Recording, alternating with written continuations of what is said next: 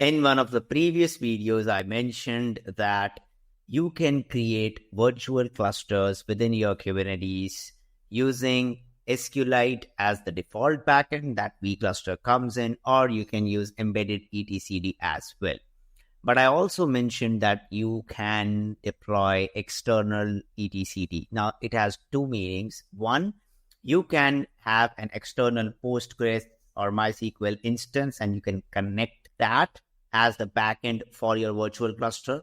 And another one is to deploy it as another pod inside the same namespace. So it will be a stateful set service and a headlet service that gets deployed when you create an ETCD and you say you want to enable the deployment of ETCD and not use the embedded ETCD. So let's see that in action.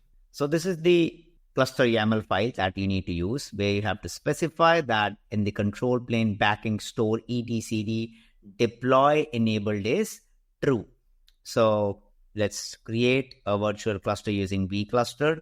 vCluster create demo etcd -n external -f the YAML file. So it is creating the namespace external and then creating the virtual cluster named demo etcd. So as you can see, the virtual cluster is successfully up and running. Let's go back and the context is switched. So kubectl get pods -a, and we can see the core DNS pod running, kubectl run nginx -image nginx, and we can see that we are able to create the regular Kubernetes pods and resources. It is up and running. Now let's switch back the context, kubectl config use context. Now let's see what all is being created in that namespace. So get pods -n external, and we are able to see that there is one core DNS pod that was created, one nginx pod that we created, and then there are two different other pods. So let's try to look at this particular pod, kubectl describe pod -n external. And we'll be able to see that it is the external ETCD.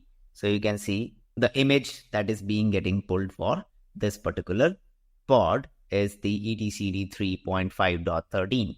And these are the commands that are being set up for this particular external deployment. We can also see the documentation. So this is how you enable. This is what we have done.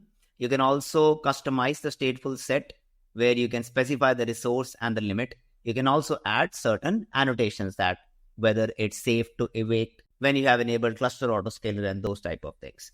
So that's how you do it when you have when you want to deploy an external ETCD and not the embedded ETCD. So as you know, there is this external ETCD, embedded one we did in the last one.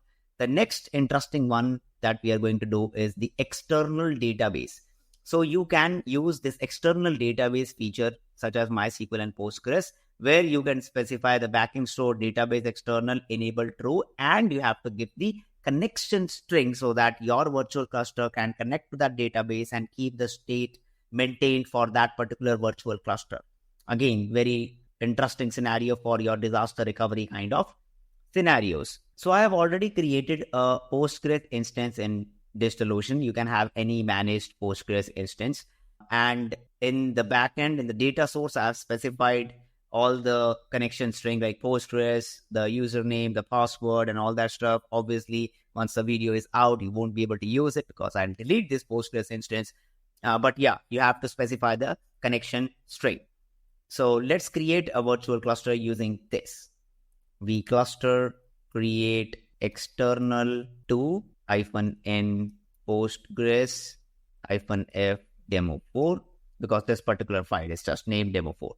So it is creating a new namespace Postgres, and it will start creating the external to cluster and use that connection string which I mentioned in the data source to create the virtual cluster.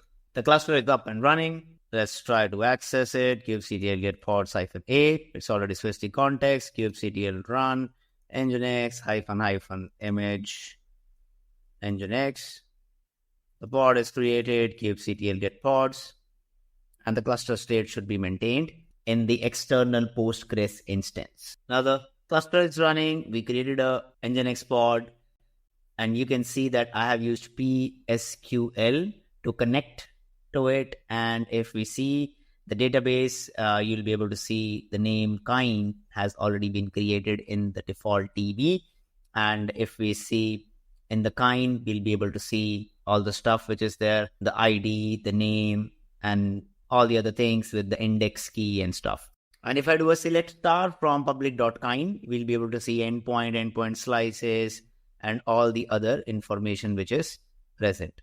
So you can see the ID, name, the lease, and all that stuff which is there inside the database. So the only thing that I wanted to show with the PSQL command was that it is actually using the database, the DigitalOcean database that has been created. So like this, you can create and use virtual cluster with the totally external database that sits outside of the host Kubernetes cluster. So there are different steps. So default is SQLite. Then you can go for embedded ETCD. For more, you can go for deployment of an external database inside the same namespace where the virtual cluster is present. And for even more, you get to the next step where you create the managed Postgres or MySQL instances and then try to connect that with the connection string. I have deleted the DigitalOcean Postgres instance. So feel free to use that, but you'll not be able to do it. But I hope you got the gist of from the previous video and this video on what are the differences between SQLite and ETCD, what are the different use cases, and with vCluster, what do you get out of the box, and with vCluster Pro, how much more you can do and go to the HA and the disaster recovery mode for your virtual Kubernetes cluster, which is very much essential when you talk about production-ready scenarios or the enterprises.